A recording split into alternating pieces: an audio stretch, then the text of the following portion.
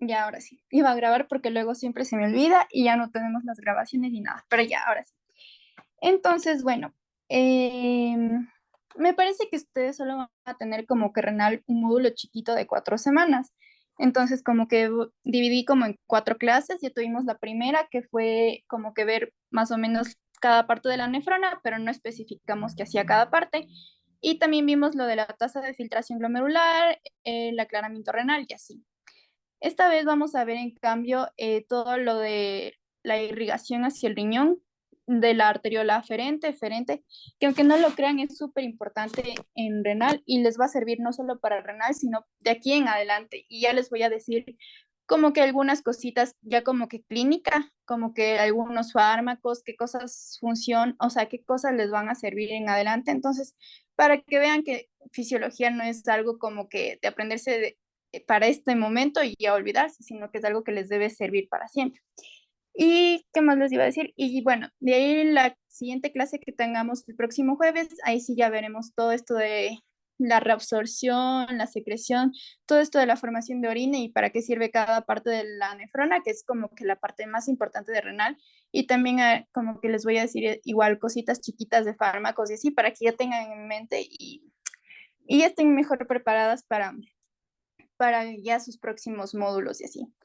Y ya la última clase tendríamos como que cuando es acidosis, alcalosis y así, que igual es algo súper importante en renal y es de los túbulos colectores, que igual ya vamos a ver. Entonces, bueno, ahorita ya para no demorarnos más, ya vamos a comenzar porque creo que ya nadie más se va a unir.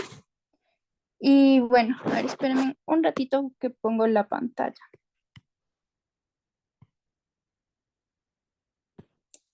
Me tengo que hacer...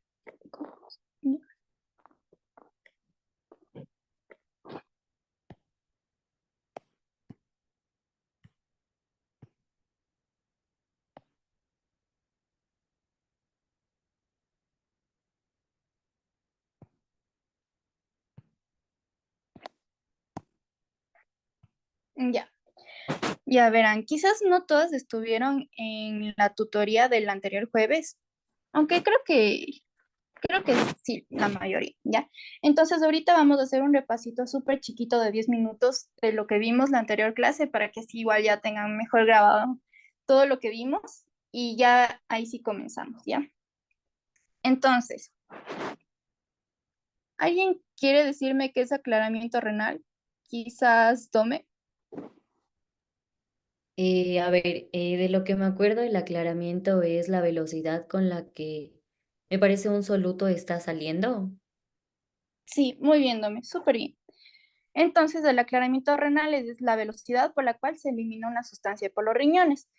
Entonces, digamos, les daba un ejemplo de que yo tomo un jugo de naranja y quiero saber en cuánto tiempo este jugo de naranja lo voy a eliminar por la orina. Entonces, me tomo ahorita y después de 2 horas voy, orino y digamos que en mi orina ya está todo ese jugo de naranja eliminado. Entonces, el aclaramiento del jugo de naranja serían estas 2 horas y también se divide con los mililitros, que digamos tomé 50 mililitros de jugo de naranja, son 2 horas sobre 50 mililitros y así. Pero hasta aquí súper bien.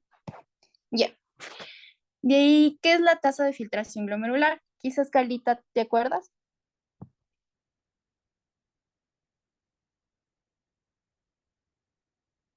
Ay, sí, perdón, no se me prendió el micrófono. Como que es para evaluar cómo están funcionando, para como que los riñones, es para ver que también están eliminando como que los desechos a nivel de los glomérulos como tal. O sea, en mis palabras, pero no sé si es así. Sí, súper bien. De hecho, tú ya te fuiste un paso más desde ya a la clínica, porque la tasa de filtración glomerular es súper importante y la van a ver siempre en los estudios, en los exámenes de laboratorio que pidan. Y es tal como dijo Carlita, esto es para ver que también está funcionando los riñones. Ya, pero en sí, ¿qué es? Te ayuda a medir la cantidad de una sustancia que ha sido filtrada por el glomérulo y que ha sido excretada por la orina. Entonces, si se acuerdan, decíamos que era como este primer paso en la formación de orina, porque tal como dice la palabra filtración glomerular, es cuando ya se filtra la molécula en el glomérulo y ese es el primer paso y luego va hacia los túbulos y así. pero en sí es para medir esta sustancia que ha sido filtrada y que tiene que ser excretada. Ya. Ah, bueno, y esto es algo que me preguntaron y me olvidé de poner la foto. Espérenme un ratito. Ya. Y justo estábamos viendo de la creatinina y decíamos, en sí no es la proteína, sino que la creatinina es como la degradación de la creatina. Entonces, bueno, esta era la foto de internet que me olvidé de copiarla y pegarla ahí, pero aquí vemos cómo la creatina se va degradando hasta formar la creatinina, que es esta parte de acá, y que luego se elimina por vía renal. Entonces, en sí la creatinina es eso, ¿ya? Y bueno, esto decíamos que era súper importante porque nosotros medimos la tasa de filtración glomerular con la creatinina. Y decíamos que es un buen marcador glomerular, pero no es el mejor.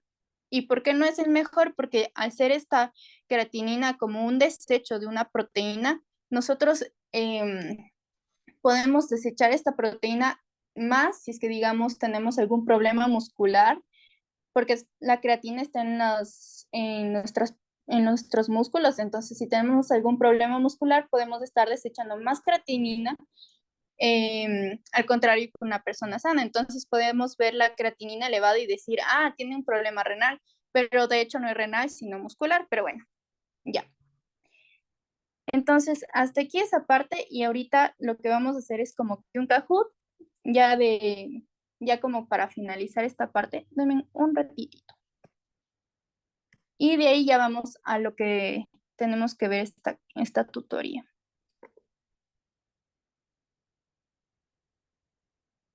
A ver,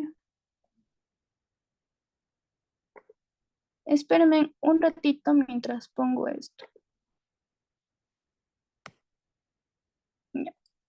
Igual si tienen alguna pregunta de lo que ya hemos visto hasta aquí, me pueden decir hasta eso.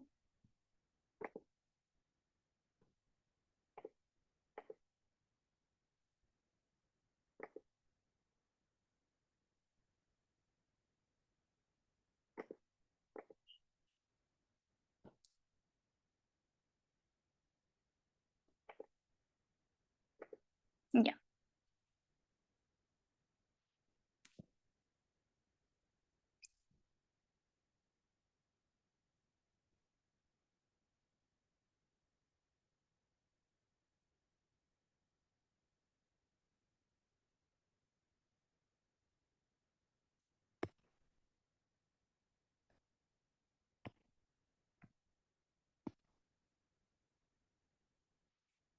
A ver, denme un segundo porque no sé por qué no me sale en la pantalla.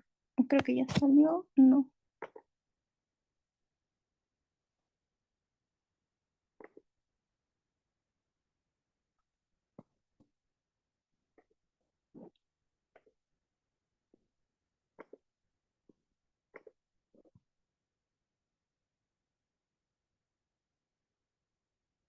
Ya, ahora sí, por fin, ya.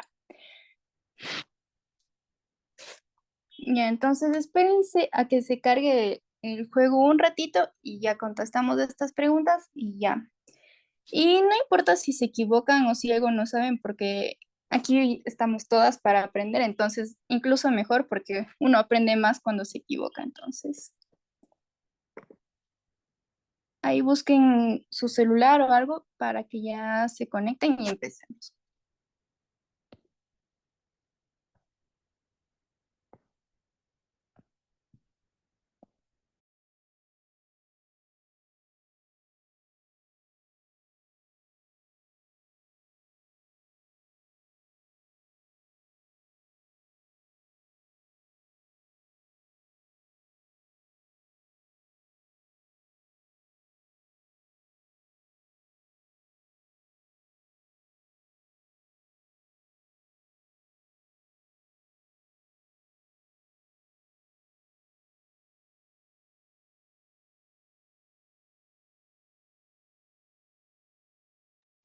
Ya.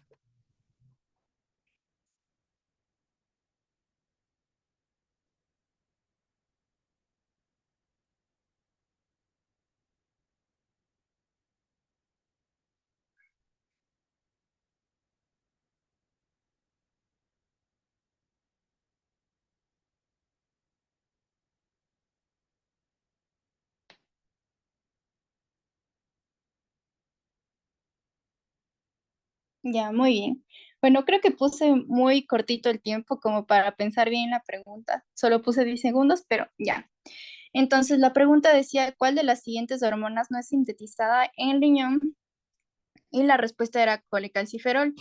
Y sí, era un poco complicado porque probablemente estaban, o sea, podrían pensar colecalciferol o 1,25 dihidrocolecalciferol, que son como que todas estas para formar la vitamina D. Ya.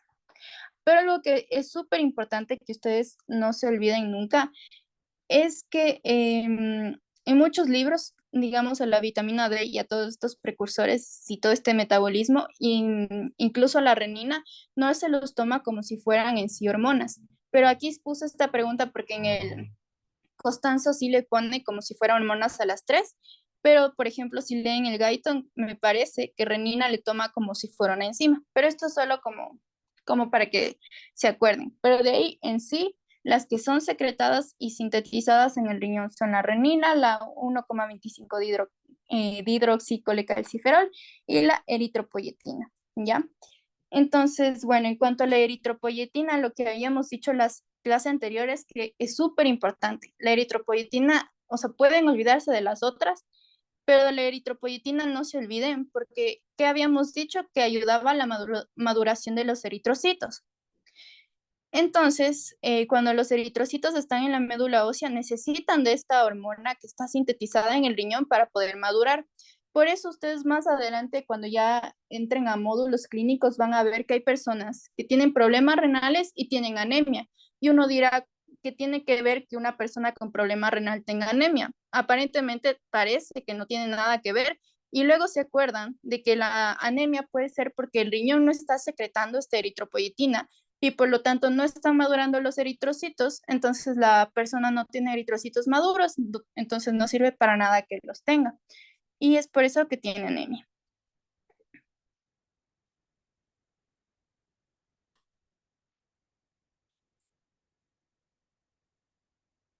Bueno, ahí no sé si se vea bien, pero...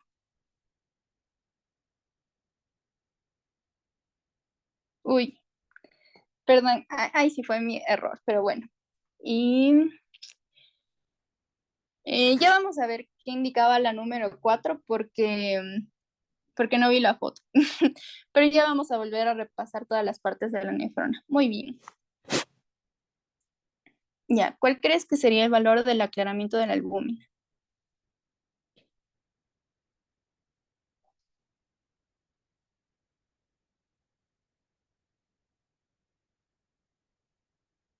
Ya, súper bien. Es, ya les voy a explicar esto. A ver, espérenme un ratito. Entonces, sí, el aclaramiento de la albúmina era cero, ¿ya? Esta pregunta, de hecho, parece un poco difícil, o sea, hasta cuando yo comencé a leerle para volver a hacer y así, dije, o sea, está complicada, pero que habíamos visto en la tutoría anterior, que la albúmina, ¿qué es una proteína. Y no se olviden, la albúmina es de las proteínas más importantes que ustedes deben conocerla. ¿Y qué pasa con las proteínas en nuestro cuerpo? Que nosotros no las queremos eliminar, nosotros queremos mantenerlas. Entonces, siempre que piensen en proteínas y si las vamos a eliminar o mantener, acuérdense de esas personas que van al gimnasio y que se toman hasta proteínas así de suplementos y así. Acuérdense de que estas personas no quieren eliminarlas, quieren mantenerlas para que de las proteínas nazca su músculo. Entonces, ¿qué pasa en el riñón? Nosotros no queremos eliminar las proteínas, entonces el riñón reabsorbe todo esto y le lleva de nuevo a la sangre. ¿Y qué dijimos que era el aclaramiento? La velocidad con la que se eliminaba algo. Por eso esto del juguito de naranja y de cuánto está en mi orina.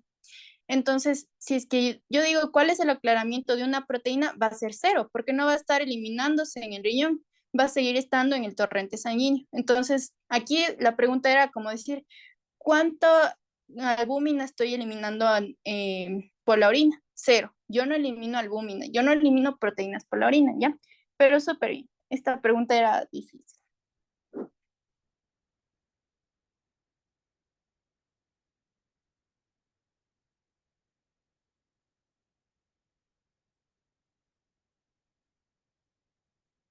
Ya, muy bien. Esta igual era full parecida a la anterior, entonces el aclaramiento de la glucosa es igual a cero.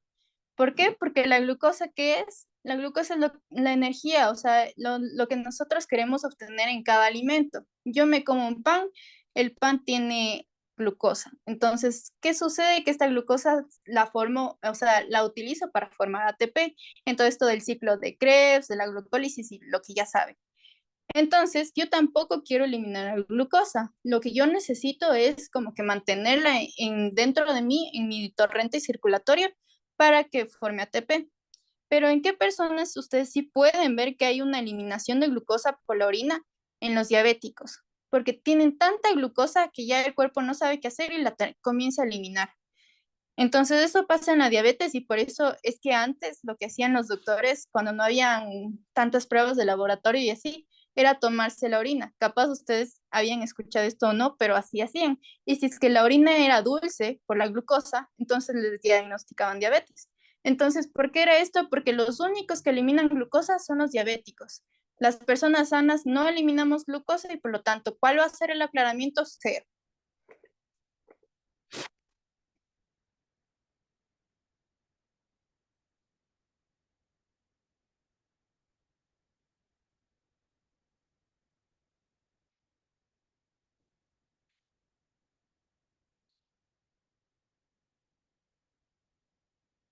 Ya, muy bien. Entonces aquí era, ¿cuál es el mejor marcador glomerular? Teníamos insulina, boom, creatinina e inulina, ¿ya? Aquí era como que les puse insulina e inulina para que no se olviden que la molécula se llama inulina, no insulina, ¿ya? Entonces, ¿qué era la inulina? Era esta molécula exógena que era un polímero de la fructosa. Ya habíamos hablado de esto la clase anterior y decíamos que este es el marcador perfecto. Literalmente es todo lo que nosotros buscamos, pero que nosotros no lo utilizamos. ¿Cuál es el marcador que nosotros utilizamos? Es la creatinina. ¿Por qué razón utilizamos la creatinina y no la inulina, que es la perfecta? Porque la creatinina es algo que nosotros sintetizamos endógenamente. Ya les mostré como que todo este metabolismo de la creatina hasta formar la creatinina. La creatinina es como que este metabolito es este desecho formado por una proteína, por la creatina. Entonces, ¿qué es más fácil? Que yo coja la inulina y le inyecte intravenosa, de una forma intravenosa al paciente y luego vea cuando el paciente excreta la inulina, o mejor que coja la creatinina que es propia del paciente, que el mismo paciente la tiene y no tengo que darle nada no tengo que inyectarle ni nada y solo tengo que revisar los valores del laboratorio. Entonces, es mucho más fácil obtener la creatinina del paciente que la inulina.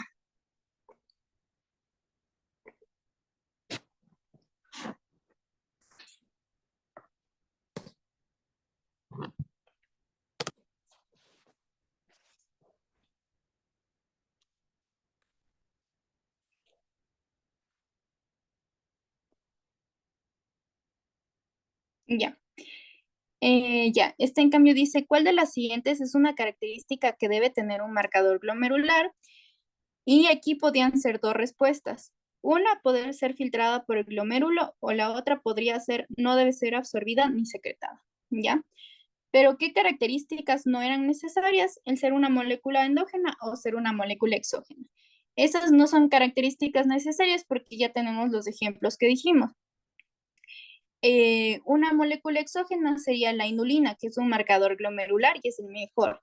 Y una molécula endógena sería la creatinina, que es otro marcador glomerular y que de hecho es el que utilizamos y que o sea, es una molécula endógena, entonces no tiene nada que ver.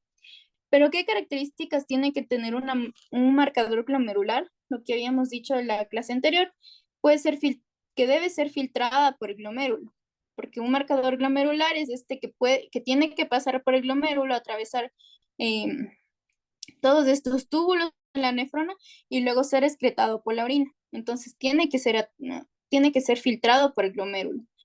Y parece fácil decir, cualquier cosa puede ser filtrada por el glomérulo, pero ya nosotros habíamos visto que el glomérulo tiene estas capas, estas membranas como cernidera que evitaban que proteínas muy grandes pudieran ser filtradas, que también tenía esta carga negativa que evitaba que otras cargas negativas se acerquen, porque esto de polos iguales se repelen, entre otras cosas.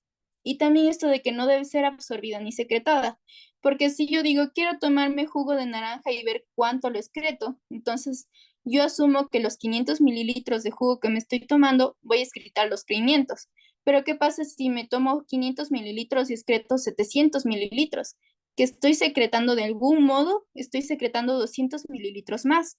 Entonces, digamos que se nos serviría como marcador glomerular porque esos 200 mililitros no son algo que yo me tomé, es algo que podría haber sido formado dentro de mí. O sea, como un ejemplo, porque nadie forma un jugo de naranja, pero bueno, eso.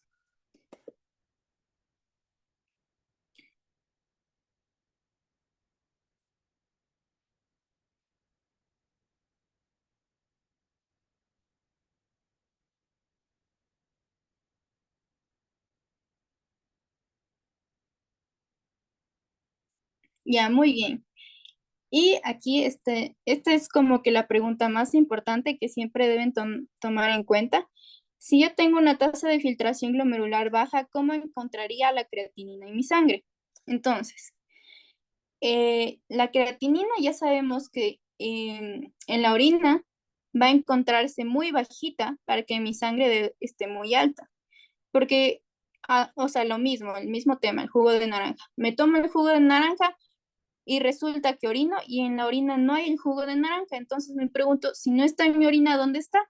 Sigue estando circulando por mi torrente sanguíneo, porque si no está en la orina, no hay otra forma que, o sea, no hay de otra que debe estar en el torrente sanguíneo. No hay otra opción. Entonces lo mismo sucede aquí. Si la creatinina está, si la tasa de filtración glomerular está baja, quiere decir que yo no estoy orinando, que no se está filtrando nada en el glomérulo, o sea, no estoy excretando ni orinando nada. Si es que yo no estoy orinando nada, entonces, ¿cómo encuentro la creatinina? La creatinina en sangre debe estar altísima, ¿ya? Y esto es algo súper importante porque la creatinina alta en sangre simboliza un problema renal. Entonces, siempre que vean en los estudios de laboratorio, cuando ya vayan a ver, de hecho les iba a poner ejemplos y me olvidé, pero bueno, cuando ya vayan a ver estudios de laboratorio y salga la creatinina que digamos era hasta, no me acuerdo cuánto, pero digamos hasta 1.2 el valor normal, y le sale creatinina de 4, se deben asustar. Está demasiado alta en la sangre, significa que yo no la estoy orinando, significa que mi tasa de filtración glomerular está muy baja. Eso.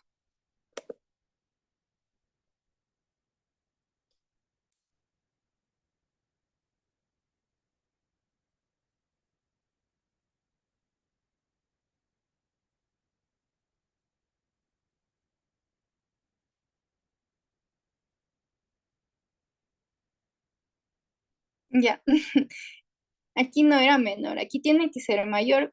Entonces, esto igual nunca se olviden, les va a servir de aquí para siempre. Ya vamos a hacer ejercicios y como que les voy a mostrar como valores de exámenes de laboratorio y vamos a ver cómo esto sí les funciona. Pero el cociente creatinina tiene que ser siempre mayor a 20 para pensar en una insuficiencia renal aguda prerrenal, que ya o sea, ya igual van a esto estudiarlo más después, pero es mejor si ya ahorita ya tienen estos conceptos claros. Ya.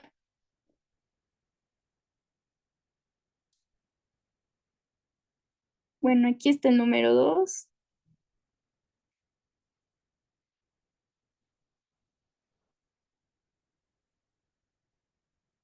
Ya, bueno, estas no se vieron bien las fotos, pero sí, ese era el túbulo contorneado proximal.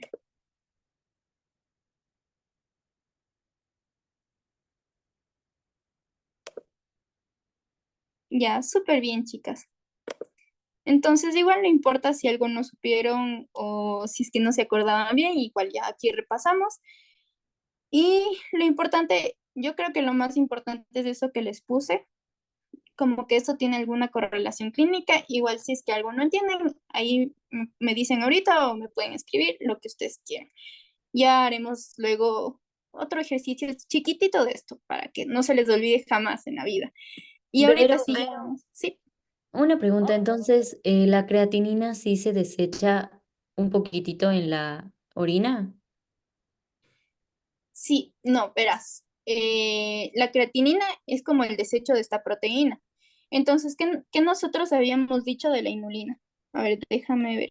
Nosotros habíamos dicho de la inulina que era algo súper importante porque primero era algo que no se reabsorbía ni se secretaba. Entonces, si yo cojo e inyecto a un paciente 500 mililitros de inulina, los 500 mililitros me va a excretar el paciente. ¿Qué pasa con la creatinina? Yo cojo digamos, inyecto al paciente 500 mililitros de creatinina y el paciente me desecha 600. Entonces uno dice, ¿cómo es que me desechó más de lo que yo le inyecté? Es porque el paciente, o sea, es porque esta creatinina es formada por este metabolismo de la creatina. Entonces, digamos, es muy normal que en la creatinina que está en el músculo termine desechándose. Entonces, es muy normal que el paciente deseche por él mismo más creatinina de la que yo podría inyectarle, ¿ya? Entonces, esta es la razón por la que este no es un marcador glomerular perfecto, porque puede ser que si yo inyecto 500 me salga 600, y el chiste es que si yo inyecte 500 me debe salir 500 para yo saber mismo bien qué tanto de una molécula está filtrándose por el glomérulo y está terminando siendo excretada. Entonces, eso, Ah, ya. Gracias. ya. Entonces, ahora sí vamos con el otro tema.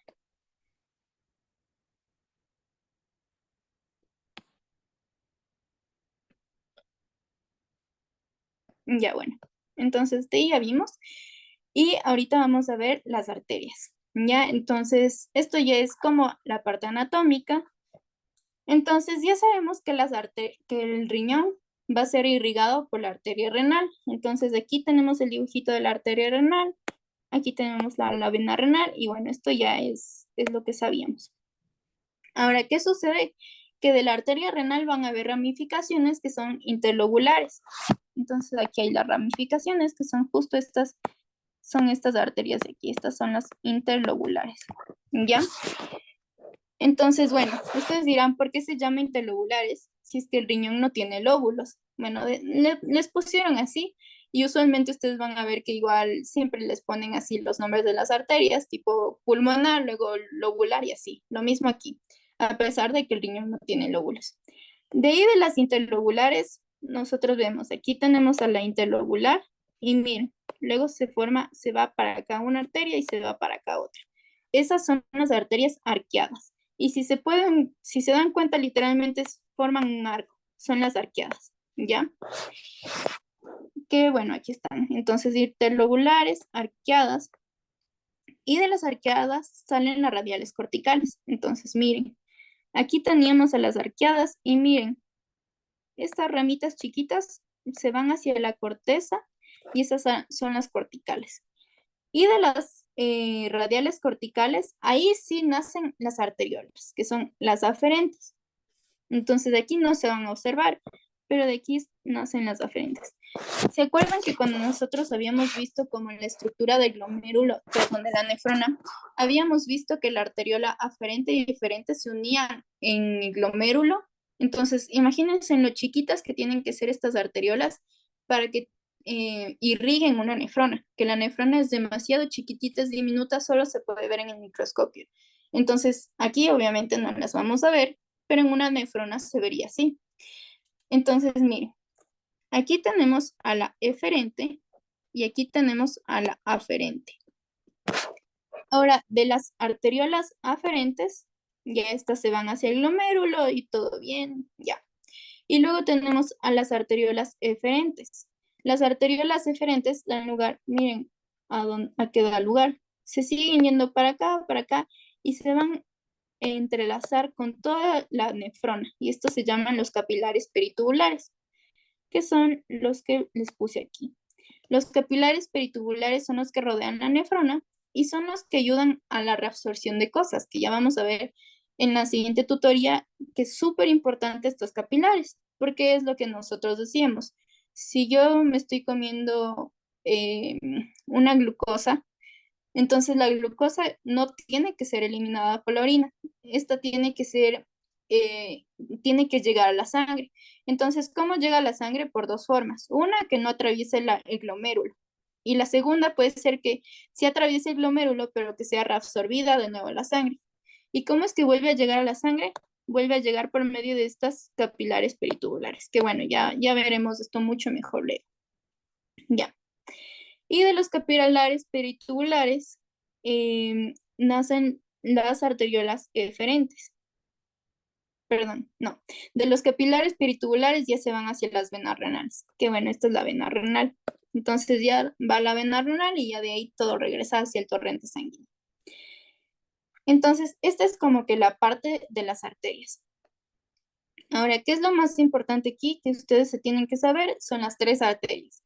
La arteriola aferente, que va a llegar al glomérulo, la arteriola eferente, que es la que va a salir del glomérulo, y las arteriolas estas peritubulares, que aquí está el túbulo y aquí está la arteria. Esta es la arteria y este es el túbulo, que son estas que les mostré aquí. Esas son las tres más importantes y ahorita vamos a ver por qué. Entonces, primero, antes que nada, ¿por qué es tan importante, sobre todo aquí, saber las arterias? Porque las arterias van a regular el flujo sanguíneo y esto va a ayudar a cambiar la resistencia arteriolar, ¿ya? El flujo sanguíneo va a ser por el cambio de la resistencia arteriolar. ¿Y por qué es tan importante el flujo sanguíneo? Porque ya habíamos hablado de la tasa de filtración glomerular y ya sabíamos lo que es la filtración glomerular. ¿Qué es la filtración? Que literalmente aquí está el glomérulo, aquí está la arteria aferente, aquí llega la sangre hacia esta arteria y tiene que pasar hacia el glomérulo. Y este primer paso, que llega la sangre y se filtra por el glomérulo y pasa por el túbulo y todo esto, esa es la filtración glomerular. Pero ¿qué sucede? Que todo llega a través de esta arteria. Ahora, ¿qué pasa si es que yo de la nada vasoconstriño esta arteria? Hago que se haga más chiquita, ya no llega demasiada sangre acá y ya no hay una buena tasa de filtración glomerular. Ya no hay mucha filtración glomerular. Entonces es muy importante las arterias porque la regulación de las arteriolas son las que nos van a ayudar a ver si es que hay demasiada filtración, si hay más, si hay menos filtración y así. ¿Ya? Y nosotros tenemos estas arteriolas aferente y eferente que son las que van a regular todo esto. Y ya les voy a explicar cómo va a pasar todo esto. Pero antes que explicarles todo esto, ¿cómo se va a regular? ¿Con una contracción de las arteriolas o con una vasodilatación de las arteriolas? Entonces, si yo vasodilato la arteriola aferente, que la arteriola aferente es la arteriola a la que va a llegar la sangre hacia el glomérulo. Si yo la vasodilato, va a llegar mucha más sangre y entonces esto me va a ayudar mucho más a que haya mejor tasa de filtración glomerular. Si la hago en cambio más chiquita, me va a ayudar a que sea menor la tasa de filtración glomerular. Pero ¿qué sucede? Que aquí no solo tenemos a la aferente, sino que también tenemos a la eferente. La eferente, en cambio, es la arteriola que sale del glomérulo. Entonces, ¿qué pasa si yo le hago más grande a la eferente? Significa que toda la sangre va a salir más del glomérulo. Entonces, no va a cambiar mucho la tasa de filtración glomerular. Pero si yo le hago más chiquita a la arteriola eferente, significa que toda la sangre se va a quedar aquí atascada en el glomérulo. Si se queda atascada la sangre en el glomérulo, en cambio lo que va a hacer es que se aumente la sangre que entra al glomérulo y por lo tanto va a aumentar la tasa de filtración glomerular, ¿ya? Más luego ya vamos a ver y hacer algunos ejemplos para que esto quede mucho más claro. Ya. Pero ¿de qué forma uno puede vasocontraer o vasodilatar una arteria? Esto es algo que ya todas sabemos, que es puede ser por varias razones, o sea, por varias causas, pero la más conocida es la del sistema nervioso simpático, de estos receptores alfa 1, que son los que ocasionan la vasoconstricción, ¿ya? Entonces, bueno, esto ya es aparte, ya son otros temas, pero nunca se deben olvidar de estos receptores, los alfa 1, los beta 1, los beta 2, lo que hacen en todo el cuerpo, ¿ya? Entonces, bueno, los beta 1, por ejemplo, están en el corazón, los beta 2 en los pulmones y los alfa, siempre los alfa, no se olviden, están en las arterias, están en todas las arterias, no solo están en las arterias renales. Entonces, ¿cuál es la función de los alfa 1? La función es la vasoconstricción. Entonces, si es que los alfa 1 se activan, hay una vasoconstricción de estas arterias, tanto de las renales como las del resto del cuerpo. Ya, pero ahorita estamos hablando de las renales. Entonces, se activa el sistema nervioso simpático, ocasiona la vasoconstricción de las arterias por medio de los receptores alfa 1. ¿Y qué sucede cuando hay una vasoconstricción de las arterias?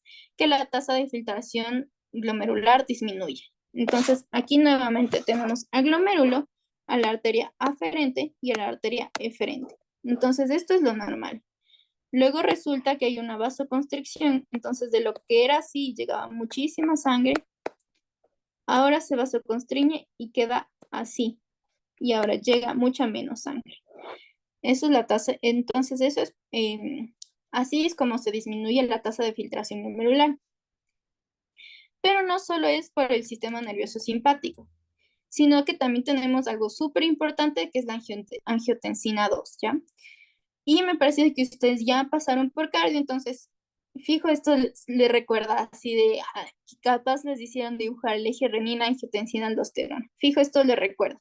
Entonces, ¿qué es la angiotensina 2? Es parte de este eje renina, angiotensina, aldosterona. Entonces, no sé si se acuerdan para qué servía este eje, quizás Dani. La angiotensina 2. Sí, en general todo este eje, pero si te acuerdas de la angiotensina 2 también. No era la que básicamente iba a ayudar como a la vasoconstricción. Sí, súper bien. Pero en general todo el eje renina, angiotensina, aldosterona, ¿te acuerdas para qué servía? O sea, tengo una idea de que ayudaba como que básicamente a la constricción, pero tal como que generalmente no. Ya, pero igual, es súper bien. La angiotensina 2 es un vasoconstrictor, pero full potente, o sea, creo que es el más potente. Entonces, lo que dijo Dani está muy bien. La angiotensina 2 es súper potente como vasoconstrictor, pero en general, cuando ustedes escuchen eje renina, angiotensina, aldosterona, se les debe venir a la mente una cosa, y es la regulación de la presión arterial, ¿ya? No tiene nada que ver ahorita aparentemente. Luego ya les voy a explicar por qué todo esto. Pero, eh, bueno, esto ya lo vieron en cardio, lo van a volver a ver muchas veces después, pero lo que hace es, todo este eje es la vasoconstricción. Y también en la aldosterona lo que hace es como que se reabsorba más sodio. Entonces, todo esto ocasiona que haya un aumento de la presión arterial. Porque esto va a ser muy importante porque ya les voy a hacer una correlación con otras cosas. Pero la angiotensina como tal también es un vasoconstrictor, ¿ya? Pero no, nunca se olviden, eje renina, angiotensina, aldosterona tiene mucho que ver con la presión arterial. En general, la angiotensina 2 es un vasoconstrictor de todas las arterias de todo el cuerpo, pero también de las arterias renales, de las arteriolas renales. Algo súper importante es que sobre todo es de la arteriola eferente. Entonces, ¿por qué es muy importante que sea sobre todo de la arteriola eferente? Porque digamos que yo doy angiotensina 2 a un paciente, pero doy en dosis chiquitas. Si yo doy en dosis chiquitas, ¿a cuál se va a afectar? ¿A la aferente o a la eferente? Se va a afectar la eferente, porque esta es la que tiene la primordial, o sea, la que más va en la angiotensina 2. Pero si yo ya doy en dosis más grandes, ahora ya no solo le voy a afectar a la eferente, sino que también voy a ir a afectar a la aferente, porque digo, ya tengo mucha más dosis, ya no solo tengo suficiente dosis para ir a afectar a esta arteriola, sino que también puedo afectar a la de acá. Entonces, ¿por qué esto es algo súper importante? Porque las concentraciones bajas de angiotensina van a afectar a la arteriola, solo a la arteriola eferente, mientras que las concentraciones altas van a afectar tanto a la aferente como a la eferente. Ahora, ¿qué sucede en concentraciones bajas? Aquí tenemos a la aferente y aquí tenemos a la eferente. En concentraciones bajas va a haber una vasoconstricción solo de la eferente. Entonces, si hay una vasoconstricción de aquí, es como si tapáramos esta parte de acá y toda la sangre que llega por la aferente se quedara atascada en el glomérulo. Entonces, si llega más sangre al glomérulo, estamos diciendo que hay un aumento de la tasa de filtración glomerular, porque toda la sangre está llegando, pero no está saliendo por la eferente, ¿ya? Porque la eferente está más chiquita. Pero ahora, ¿qué pasa si es que yo doy mucha más angiotensina 2 y hago que tanto la aferente como la eferente sean chiquitas? Si la aferente está vasocontraída, no llega suficiente sangre para acá y por lo tanto, como no llega tanta sangre, la tasa de filtración glomerular disminuye, ¿ya? Entonces, esto es algo súper importante. Cuando hay bajas concentraciones de angiotensina, hay un aumento de tasa de filtración glomerular y cuando hay concentraciones altas, hay en cambio una disminución de la tasa de concentración de filtración glomerular. ¿Ya? Hasta aquí, ¿sí está todo entendido o tienen alguna pregunta? Ya. Bueno, a ver, entonces yo les voy a preguntar, entonces, Dome, ¿qué pasaría si es que mi arteriola aferente está normal, pero mi arteriola eferente está contraída? ¿Cómo estaría la tasa de filtración glomerular? Em, con la angiotensina, Sí, a ver si la aferente está normal, o sea, no hay vasoconstricción ni nada, entonces va a haber filtración glomerular, pero si la eferente está con vasoconstricción, sí, eso significaría que habría más filtración glomerular. sí, muy bien. Sí, súper bien. Entonces, si es que mi aferente está normal y mi eferente está chiquita, hay más tasa de filtración glomerular. Súper bien. A ver, Dani. Pero Entonces, una pregunta. sí, a ver. Hay una que se llama, algo era con efectivo, con el plasma, creo que filtración efectiva del plasma, no me acuerdo las siglas. Sí, creo que ya vamos por allá. A ver, déjame ver si es que... em, déjame ver. Ah, ¿el flujo plasmático renal o a qué te refieres? No, no, ahorita le busco y te digo, le voy a buscar. Ya, ya, me avisas. Ya. Bueno, hasta eso. A ver, Dani. Ahora, ¿qué pasaría si es que mi arteriola aferente está vasodilatada y mi arteriola eferente está vasocontraída? La diferente está contraída, Sí, y la aferente está dilatada. ¿Cómo estaría la tasa de filtración glomerular? alta. Sí, muy bien, estaría súper alta, porque imagínense, así de grande está la aferente, aquí está el glomérulo, y así de chiquita está la eferente. Toda la sangre comienza a llegar, se acumula en el glomérulo y ya no puede salir porque está súper chiquita la salida. Así que súper bien.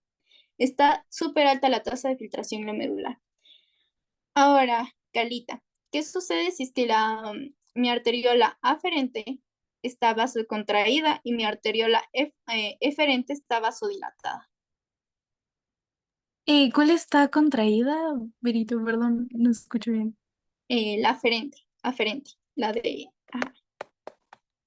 O esta. sea, eh, de lo que había entendido, si la frente está contraída, entonces como que no tiene eh, como que la irrigación suficiente, entonces la filtración estaría reducida. Sí, muy bien, súper bien. Entonces, aquí el ejemplo sería así. Está así de chiquita la aferente, aquí está el glomérulo y este está normal. Entonces la sangre va muy poquita sangre, pero este está normal, entonces la sangre que está en el glomérulo sigue saliendo. Ya, entonces súper bien. Aquí la tasa de filtración glomerular estaría pequeña. Ya. Entonces ya con esto en mente, ustedes ya saben de estas cosas y ya saben qué cosas darle a los pacientes que no. Y aquí ya Pero les voy ya sé qué es el a ver. flujo plasmático renal efectivo. Ahí pasaría lo mismo, o sea, si doy un vasoconstrictor pasa lo mismo que en el flujo renal. mm, verás, la verdad es que no estoy tan segura. ¿En qué página del libro es? No sé en qué página es, pero el profe nos había dado en la clase el flujo de plasma renal efectivo. Ya, probablemente es como que del flujo de plasma que ya les voy a explicar, pero te lo diría la próxima clase por si acaso. Pero más bien el flujo de plasma, a ver, ¿cuál era tu pregunta?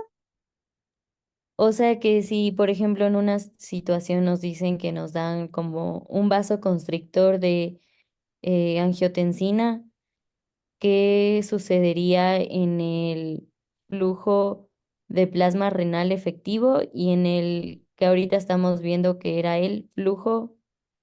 La tasa de filtración glomerular. la tasa de filtración glomerular, o sea, si pasa lo mismo. Ah, sí, yo creo Entonces, que probablemente sí. A ver, Carlita, eh, ¿qué querías decir?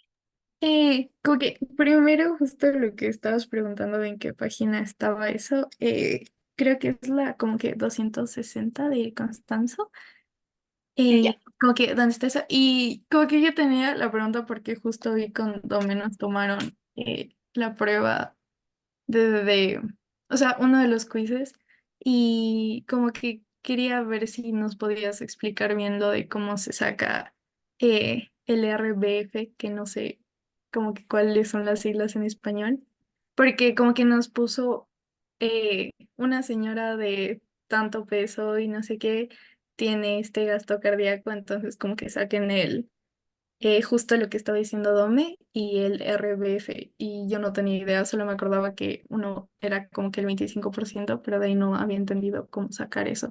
sí, Ah, yo ya. tampoco. Ya, verán, eso fijo está en el libro y literal, déjenme verle, ahorita mismo le veo porque para no olvidarme. Ahorita no les podría decir porque ya la clase estaba planificada con esto, pero con lo que les voy a decir ya van a tener una idea y ya la siguiente les explico cómo. Pero ahorita déjenme buscar para mostrarles a ver si es que mismo es de eso. Bueno, les muestro al final porque o les voy a mandar fotito y me escriben en el grupo si es que es mismo si es o no, o me confirman en privado, porque mi compu está full lenta, pero ya yo ya creo que ya sé a lo que se refieren y de hecho hay ejemplos en el libro. Voy a ver, ya.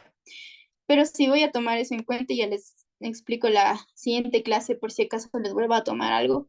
O ahí les mando un video de cómo sacar para que estén atentas cuando tengan la siguiente clase. Pero ya, Ya, es muy buena pregunta. Ya. gracias, Bess. Entonces, ya.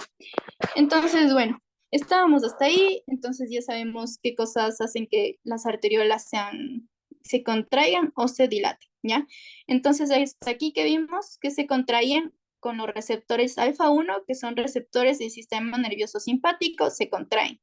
Y con la angiotensina 2 que como habíamos dicho es un potente vasoconstrictor, se contraen también, ¿ya? Y que la angiotensina 2 va sobre todo en las arteriolas eferentes. Por eso si es que le das poquito, sobre todo afecta a las eferentes, pero si le das mucho, ya afecta tanto a eferentes como a aferentes. Ya. Bueno, esto era lo que habíamos dicho del eje renina-angiotensina-aldosterona. Entonces, nuevamente, ¿dónde se sintetiza la renina? Se sintetiza en los riñones. Bueno, aquí les dibujo unos riñones bien feos. Aquí está la renina sintetizándose, ¿ya? Entonces, bueno, este eje es como que se va de la renina, se va hacia el pulmón, porque en el pulmón está la angiotensina, y la aldosterona ya pasaron por endocrino, es una hormona que igual la vamos a volver a ver porque también tiene mucho que ver con nefro, que ayuda a la reabsorción de sodio, ¿ya? Entonces, bueno, luego están los pulmones, que bueno, en los pulmones, en cambio, la angiotensina 1 pasa a ser angiotensina 2. Y bueno, ¿por qué les estoy indicando todo esto? Y bueno, luego la angiotensina 2 ya como que ayuda a activar a la aldosterona. Porque como les dije, este eje no se deben olvidar jamás, que esto es de la presión arterial. Sobre todo es como la fisiopatología de la hipertensión arterial, ¿ya? ¿Qué tiene que ver todo esto con renal? Bueno, primero que ya, para que nunca se olviden, nunca más se olviden que la renina es sintetizada en el riñón. Segundo, porque nosotros vimos que la angiotensina es un vasoconstrictor que afecta en todas las arterias y también afecta en las arterias eferentes, las arteriolas eferentes. Entonces, ¿qué pasa si una persona tiene hipertensión? Si una persona tiene hipertensión, el eje renina-angiotensina-aldosterona está elevadísimo. Si este eje está elevadísimo, significa que la angiotensina también está elevadísima. Y si la angiotensina está elevadísima, ¿qué significa? ¿Cómo va a estar la tasa de filtración glomerular? Dan, ¿cómo va a estar? ¿Aumentada o disminuida? Disminuida. No, Sí, muy bien. aumentada. O disminuida. Se supone que Disminuida. contiene la diferente, ¿verdad? O la diferente. Sí, muy bien. O sea, si fuera solo la diferente, estaría aumentada. Pero si es Ajá. que decimos que hay demasiada angiotensina, ¿cómo estaría? Alta la tasa de filtración. Ya, no, aquí estaría disminuida, ¿ya? Porque si es que las concentraciones de angiotensina son altas, la tasa de filtración glomerular está disminuida. Pero si es que son bajas, la tasa de filtración glomerular más bien está aumentada, ¿ya? Entonces, en este caso, decimos que está mucha angiotensina, hay muchas concentraciones de angiotensina, entonces la tasa de filtración glomerular está disminuida. Entonces, nuevamente, ¿qué sucede en una persona con hipertensión? Hay demasiada angiotensina y por lo tanto la tasa de filtración está disminuida. ¿Y esto qué quiere decir? Que no está llegando suficiente sangre al riñón. Entonces, obviamente es muy malo tener hipertensión porque no o sea, ya hemos visto, el riñón, la sangre que llega al riñón no es solo esta sangre que va a ser ultrafiltrada para que termine en la orina. Nosotros a veces pensamos en el riñón y pensamos que la sangre que llega solo es para que sea eliminada, se forme la orina y se elimine. Pero no pensamos que el riñón a veces también necesita esta sangre, que la necesita para él mismo, para obtener sus nutrientes y su oxígeno. Entonces, el hecho de que no llegue buena perfusión hacia el riñón hace que pasen dos cosas. Primero, que no llegue que no haya una buena tasa de filtración glomerular. Y segunda, que se dañe el riñón, que se comience a dañar, porque no llega suficiente oxígeno, no llega suficientes nutrientes. O sea, ¿cómo va a estar funcionando bien el riñón si no tiene una buena oxigenación? Entonces, obviamente es muy malo que una persona tenga hipertensión y que es un problema que va a afectar un montón de órganos y entre ellos va a afectar al riñón por esto que estamos viendo. ¿Ya? Entonces aquí es donde va a actuar un fármaco que se llama IECAS, que ustedes ya van a conocerlo más después, pero es mucho mejor si se familiarizan ahora. Entonces los IECAS literalmente son las siglas de inhibidores de la enzima convertidora en angiotensina. ¿Ya?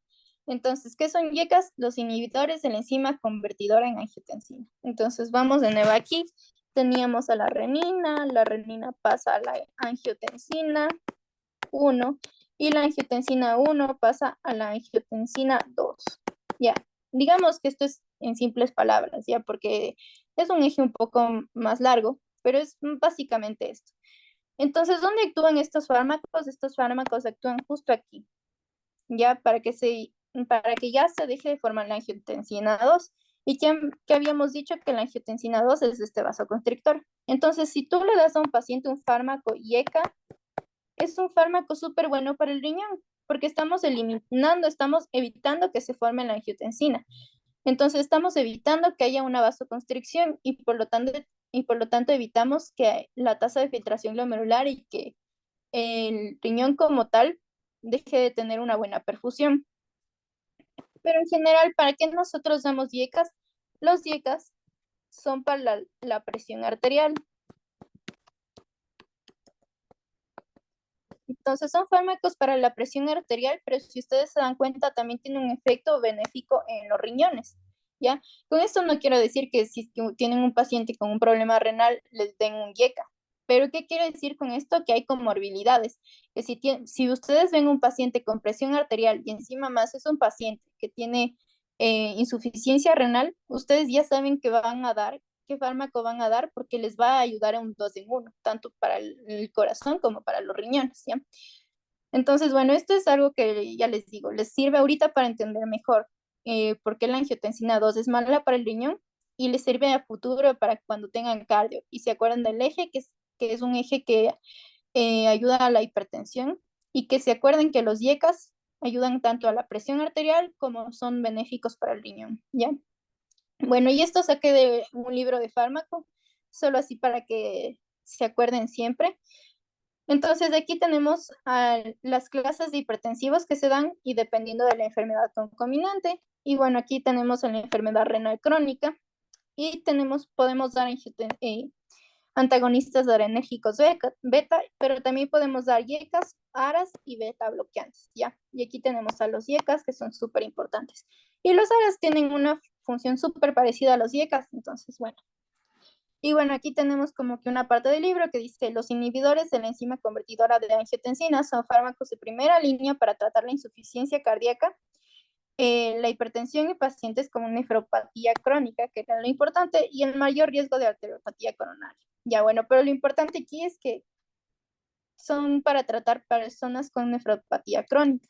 Entonces, cuando ustedes ya vean cardio y pregunten por qué damos IECAS a una persona con enfermedad renal, ustedes ya se van a acordar de esto y ya van a saber por qué sucede todo esto. Tiene esta parte fisiológica, ¿ya?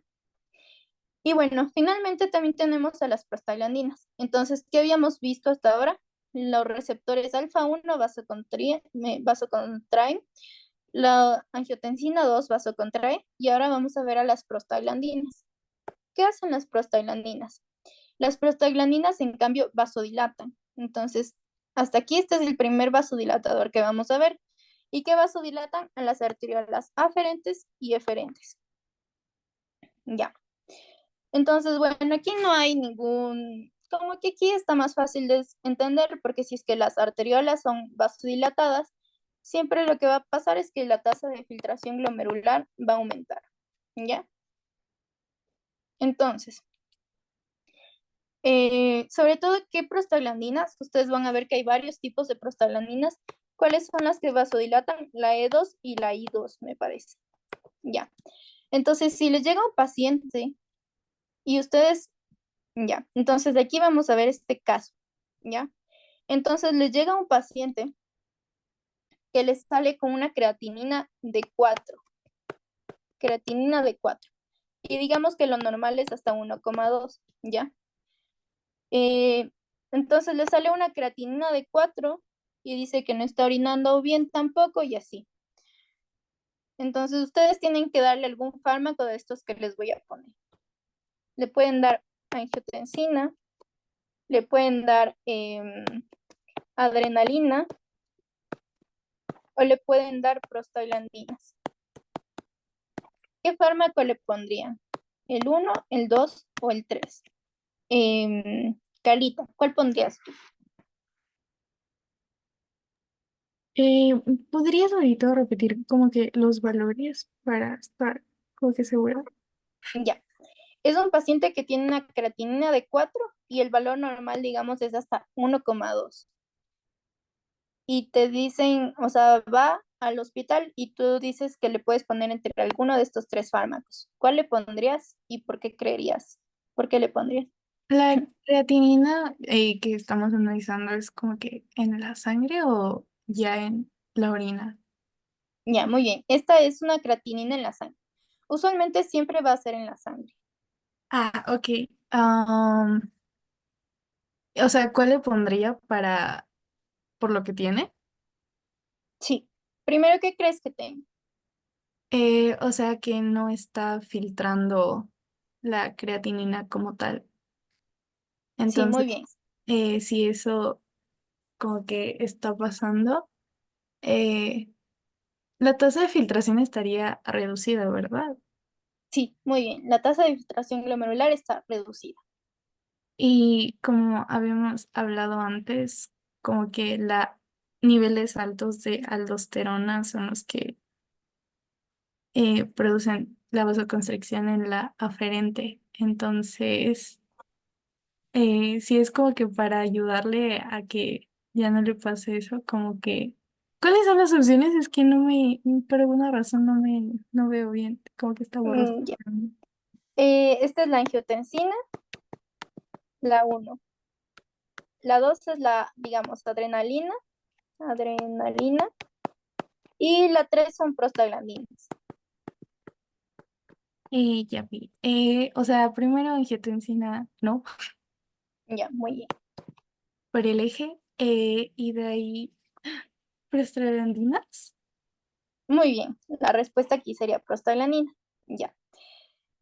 Bueno, en cuanto a la adrenalina, no hemos visto, pero ¿se acuerdan que les dije en la primera parte, cuál es el receptor que vasocontrae? El alfa 1. Y este es un receptor del sistema nervioso simpático. Y el sistema nervioso simpático tiene como neurotransmisores, ¿cuáles tiene? La adrenalina y la noradrenalina. Entonces, decir adrenalina es como decir que va a afectar el alfa 1, entonces también va a vasocontraer. Entonces, este tampoco. Entonces, aquí la respuesta sería prostaglandinas. Porque ¿qué dijimos que hacen las prostaglandinas? Vasodilatar. Ya. Ahora, entonces, aquí estos estímulos. Y aquí también tenemos como que les puse aquí también como que un acercamiento a otros fármacos que estos son fármacos súper conocidos, que son los AINES, ¿ya? Entonces, así se llama, AINES. Entonces, literal, estos también son por sus siglas. Son antiinflamatorios, no esteroides.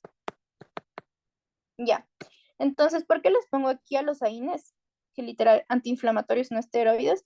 Porque los AINES actúan justo aquí en la ciclooxigenasa. Entonces, ¿qué es esto de la ciclooxigenasa? Ustedes ya van a ver esto mejor luego. Pero para formar las prostaglandinas, que habíamos dicho que son las que vasodilatan, nosotros tenemos que comenzar desde el ácido araquidónico, incluso desde la membrana. Pero bueno, comenzando desde el ácido araquidónico se forman las prostaglandinas. ¿Y por medio de qué enzimas se forman? Por las ciclooxigenasas, ¿ya? Que hay una y dos, pero eso es para luego. Entonces los AINES son fármacos que inhiben a la ciclooxigenasa, que era esta enzima que elaboraba las prostaglandinas. Entonces, si se inhibe la ciclooxigenasa, el resto de esta cadena metabólica deja de funcionar. Por lo tanto, tampoco va a haber prostaglandinas. Entonces, ¿qué son los AINES? Son fármacos que probablemente ustedes toman para, no, ibuprofeno, les iba a decir paracetamol, pero el paracetamol no es. Luego ya van, cuando ya vean fármaco van a entender por qué no es, pero bueno. Entonces, por ejemplo, el ibuprofeno, la aspirina, estas son AINES, ¿ya? Entonces, si yo cojo y tomo un AINES, entonces estoy disminuyendo las prostaglandinas. Ahora, ¿por qué disminuyo las prostaglandinas? Porque nosotros vimos que causan vasodilatación en las arterias, pero las prostaglandinas no solo tienen la función de causar vasodilatación, sino que tienen muchas funciones más, como por ejemplo la inflamación, el dolor. Entonces, si es que yo doy un antiinflamatorio, me ayuda a que no se formen las prostaglandinas que también me ocasionaban inflamación, entonces estoy mejor, ¿ya? Y también pueden ocasionar fiebre, porque las prostaglandinas pueden ser pirógenos. Entonces, si es que yo no doy, si yo inhibo a las prostaglandinas, tampoco tengo fiebre. Entonces, los AINES son muy buenos en ese aspecto. Pero ahora, ¿qué pensarían ustedes si es que yo le doy un AINES una persona? ¿Cómo estarían las arterias? ¿Seguirían estando vasodilatadas o creen que ya no estarían vasodilatadas, que estarían normales o vasocontraídas? ¿Qué crees, Dani?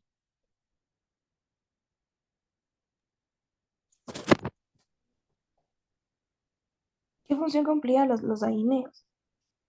Inhiben la formación de prostaglandinas. Yo creo que, o sea, si las prostaglandinas están dilatando, o sea, ya no estaría tan dilatado, tal vez un poquito consumido o en su volumen, como no sabía volumen, como que normalitas. Sí, muy bien. Entonces, justo lo que dijo Dani. Entonces, dependiendo de cómo estarían las arterias, estarían o un poco contraídas o normalitas, pero ya no estarían dilatadas porque ya no tenemos esta función de las prostaglandinas, ¿ya? Entonces, bueno, dicho esto, les voy a explicar cómo pasa toda esta parte ya en una persona, ya fisiológicamente, ¿ya? Entonces, esto era algo que, por ejemplo, decía en el libro y lo explicaba con la hemorragia. Entonces, ustedes se preguntarán, cuando hay esta vasoconstricción, ¿por qué se da? Quizás se da por estos receptores alfa 1, o se da por la angiotensina que vimos, o por la adrenalina. En general se da por todo esto, se dan por todos estos procesos que hemos visto. Y así como esta vasoconstricción se da, también al mismo tiempo se está dando esta vasodilatación em, se da esta vasodilatación por las prostaglandinas, ¿ya? Entonces ya les voy a explicar cómo pasa todo esto al mismo tiempo. Entonces, viene un paciente que tiene hemorragia. Si tiene hemorragia, está sangrando un montón. Y si yo estoy sangrando, estoy perdiendo sangre, valga la redundancia. Pero cuando yo pierdo sangre, ¿cómo va a estar mi presión arterial? ¿Creen que esté aumentada, disminuida o normal? ¿Cómo crees, Domi? A ver si estoy perdiendo sangre. eh, Baja. Sí, muy bien. Mi presión arterial va a estar baja. Entonces, ¿qué pasa cuando mi presión arterial está baja? Yo tengo receptores que me indican cómo está mi presión, que se llaman varoreceptores, y estos se encuentran en el seno carotidio. Entonces, estos varoreceptores son súper importantes porque detectan que mi presión arterial está baja y dicen, no, en este rato tiene que subir mi presión arterial. Entonces, ¿cómo hacen para que se suba esta presión arterial? Estimulan al sistema nervioso simpático. Entonces, el sistema nervioso simpático es estimulado, que ustedes de seguro ya estudiaron esto, creo que en introducción a la fisiología, que el sistema nervioso simpático es este de lucha y huida. Entonces, ¿qué sucede en este de lucha y huida? Afecta literalmente todo el cuerpo. Entonces, hagan cuenta que es como si es que les persiguiera un león. En ese rato, ¿qué tiene que estar activado? Mi corazón. Tiene que comenzar a latir más fuerte y más duro para que llegue suficiente sangre hacia mis músculos para que yo pueda correr del león. Debo tener las pupilas dilatadas para poder ver bien todo. Debo tener vasoconstricción de otras arterias para que mi sangre llegue solo a órganos que necesitan que necesitan energía en ese momento. Entonces, bueno, son un montón de cosas, pero entonces, ¿qué sucede? Que el sistema nervioso simpático se activa porque lo que ocasiona es que el corazón hace que el corazón bombee más rápido sangre. Pero al mismo tiempo, este sistema nervioso simpático hace que las arteriolas se contraigan, que las arterias se contraigan. Entonces, ¿por medio de qué hace que se contraigan? Por medio de los receptores alfa 1. Y entonces, ¿hacia dónde van? Van hacia las arteriolas aferentes y eferentes. Entonces, la conclusión de todo esto es que yo llego con hemorragia. Como estoy sangrando, estoy perdiendo sangre, mi presión arterial baja. Como estoy perdiendo mi presión arterial, todo esto llega hacia un receptor que identifica que pierdo presión arterial y dice, aquí tú no puedes perder presión arterial. Entonces, ¿qué hago? Activo el sistema nervioso simpático. El sistema nervioso simpático hace que aumente el bombeo de sangre, el bombeo de flujo sanguíneo para aumentar la presión arterial. Pero al mismo tiempo que aumenta la presión arterial, también estoy haciendo que los receptores alfa 1 se activen. Y ya habíamos dicho que estos receptores hacen que las arteriolas se contraigan. La conclusión a todo esto es que que si yo tengo una hemorragia, mi tasa de filtración glomerular va a estar disminuida y al mismo tiempo, esto es algo que ustedes si se ponen a pensar como que es muy lógico. Si yo estoy perdiendo sangre porque tengo, digamos, no sé, me corté y estoy perdiendo sangre, no tiene sentido que al mismo tiempo que pierdo sangre también voy al baño y orine. O sea, más bien debo conservar como que el líquido que me queda en mi cuerpo. Debo evitar que este líquido se vaya. Pero como hemos dicho, que no llegue sangre a los riñones no es bueno, porque los riñones no solo utilizan esta sangre para poder filtrarla y que se excrete por la orina, sino que también la necesitan para que ellos mismos tengan los nutrientes y oxígeno. Entonces, si es que baja la tasa de filtración glomerular, también baja la irrigación hacia el riñón. Y si no hay una buena irrigación renal, el riñón queda mal, o sea, va a tener un problema. Ahí es cuando entran las prostaglandinas. Las prostaglandinas, ¿dónde se sintetizan? En varias partes del cuerpo, pero en este caso se sintetizan en el riñón. Entonces el riñón dice, bueno, si no se van a preocupar por mí y van a estar secretando y eh, van a estar activando el sistema nervioso simpático, pues entonces yo voy a formar mis prostaglandinas, que sobre todo era la E2 y la I1 y la I2, y voy a hacer que yo mismo me vasodilate mis arterias. Entonces, al mismo tiempo que está ocasionando que se está dando toda esta vasoconstricción, a ese mismo tiempo también se está dando esta vasodilatación para protegerse el riñón, para que el mismo riñón se esté protegiendo de esto. Pero si es que esta paciente tiene una hemorragia y digamos que esta paciente también tomaba AINES, porque es muy usual que los pacientes tomen, no sé, un ibuprofeno de vez en cuando, Entonces, ¿qué pasa? Que si es que está tomando AINES, las prostaglandinas ya no se van a sintetizar y es un problema más grave, porque ahí sí va a tener un problema renal. Y bueno, entonces básicamente es todo este problema que engloba todo lo que habíamos dicho ahorita, ¿ya? Y bueno, aquí tenemos otras sustancias más, como por ejemplo tenemos la dopamina, que en concentraciones bajas lo que hace es vasodilatar ciertas arterias, no todas, que serían las cerebrales, cardíacas, espláncnicas y las renales. Entonces, por ejemplo, si es que ustedes ven un paciente que puede tener un problema renal, digamos, esta misma paciente con una hemorragia, ustedes les pueden dar dopamina a concentraciones bajas para que las arteriolas de este riñón estén mejor y el riñón también esté mejor. Ya. A ver, espérenme, déjenme ver cuánto falta. Ya, 23. Ya, bueno. Ya, y esto vamos a ir como que un poco más rápido, igual ya en la siguiente clase ya con los ejemplos de esos que les voy a traer para hacer el ejercicio como el que ustedes hicieron en su prueba. Ya vamos a seguir con esto, pero ahora vamos a ver esto de la autorregulación del flujo sanguíneo renal, ¿ya? Entonces, ¿cuál es la presión arterial renal? Va entre 80 y 200. Y siempre es esta presión siempre se mantiene. Ahora, el flujo sanguíneo renal disminuye solo cuando va a ser menos de 80, ¿ya? Pero ¿de qué forma esta presión siempre se mantiene? Regulando constantemente a la resistencia de las arteriolas. Quiere decir que si es que mi presión está muy bajita en el riñón, ¿qué hago con las arteriolas? Hago que haya más presión, entonces las vasodilato. Para que llegue más flujo, entonces llegue más sangre al riñón, ¿ya? Y si en cambio hay mucho flujo sanguíneo, en cambio lo que hago es vasocontraer a mis arteriolas para que haya menos flujo. Y así sucesivamente están fluctuando estas arteriolas. Ya, entonces la presión arterial renal depende muchísimo de cómo se encuentren las arteriolas.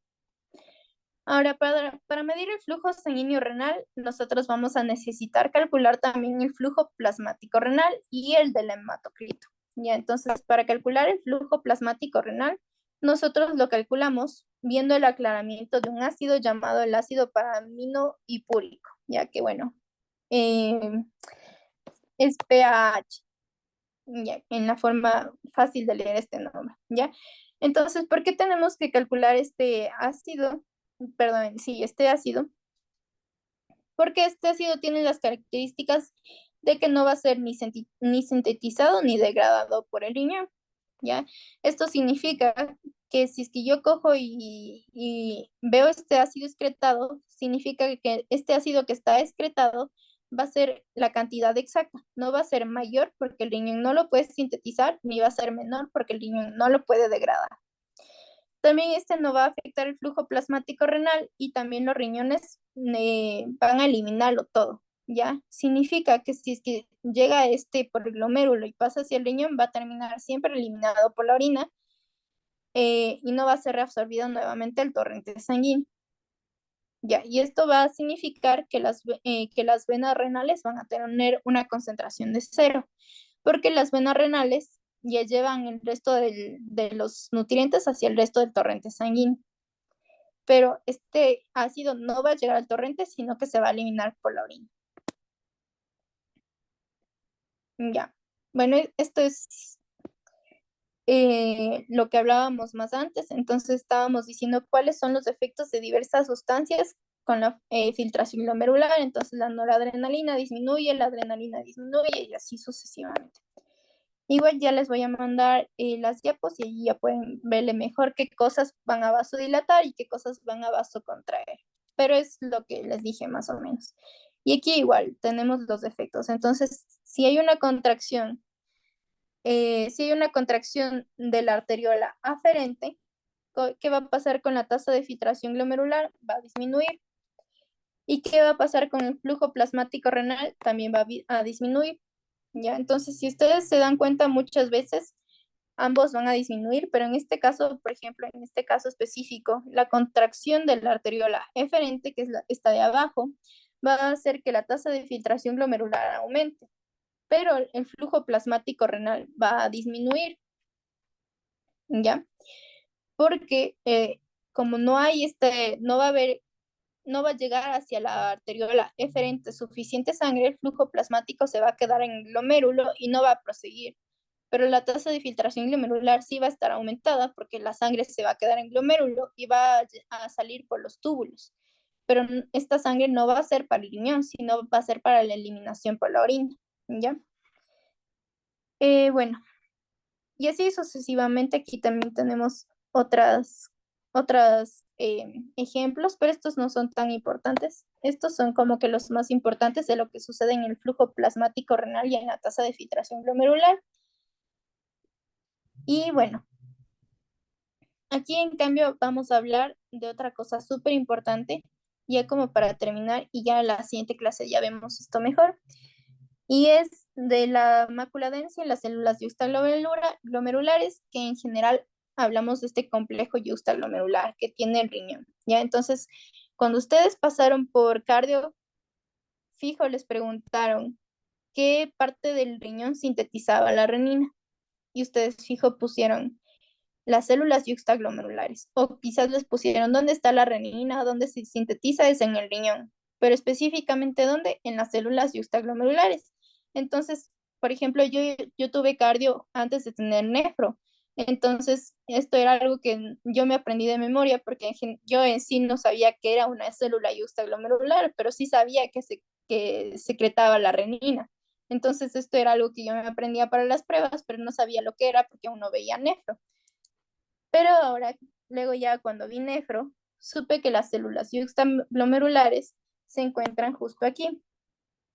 Esta es la arteriola eferente, esta es la aferente, y las células yuxtaglomerulares se encuentran como que tapizando a las arteriolas, sobre todo solo a estas arteriolas, la aferente y la eferente. Entonces, si algún día les preguntan dónde se sintetiza la renina, se sintetiza aquí. Pero ustedes ya no solo se van a saber el nombre de las células, sino que se van a saber la ubicación de dónde se encuentran las células. Se van a encontrar en estas arteriolas que nos pasamos viendo en esta tutoría.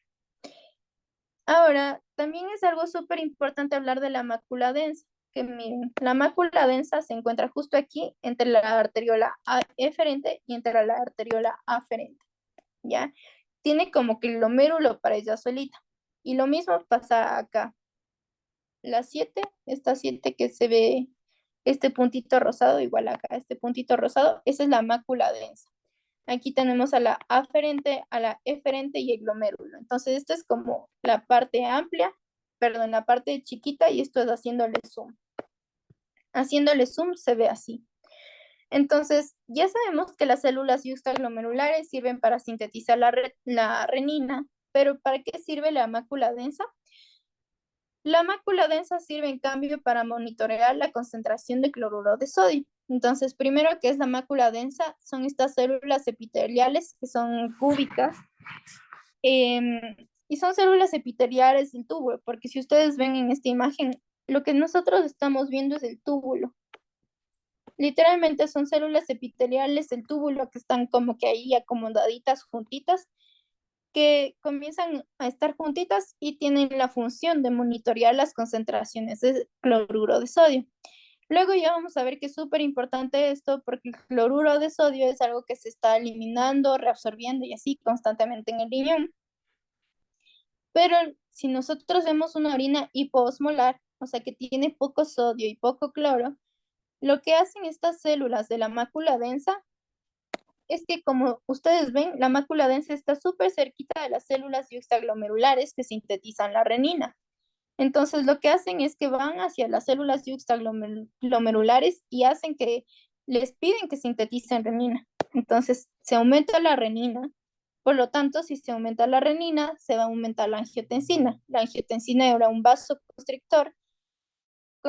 Vasocontrae la arteriola eferente, y esto hace que haya un aumento de la tasa de filtración glomerular, porque hay una renina, digo, sí hay angiotensina, pero no hay lo suficiente como para disminuir todo eso. Ahora ya sabemos que son las células yuxtaglomerulares, que son estas células que se encuentran tapizando los vasos aferente y eferente, y por lo tanto, si se encuentran tapizando estas arteriolas, Entonces quiere decir que son células especializadas de músculo liso, porque a la final las arterias tienen una parte muscular. Es por esta razón que pueden contraerse y pueden dilatarse. Todo esto de contracción y dilatación es por el músculo que tienen las arterias. Entonces son células que son como especializadas de este músculo liso y producen y almacenan y liberan la renina, que es lo que ya habíamos dicho. Ya. Y bueno, eso hasta aquí, chicas. ¿Tienen alguna pregunta?